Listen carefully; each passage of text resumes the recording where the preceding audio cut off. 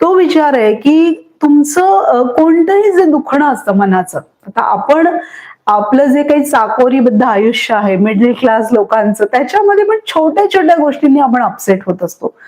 तर त्याच्याशी कसं डील करायचं? तर दुसरा आजचा विचार आहे की तुमचं जे काही मनाचं दुखणं आहे ना, त्याची तीव्रता केव्हा वाढते माहितीये का? जेव्हा तुम्ही त्याच्यावर खूप जास्त फोकस करता किंवा त्याच्यावरच लक्ष केंद्रित करता, तेव्हा ते दुखणं जास्त वाढतं. म्हणजे एकदा आपल्याला कोणीतरी दुखावलं, पण आपण त्याच्यावर सतत विचार करून आपण स्वतःला अजून जास्त त्रास करून घेतो.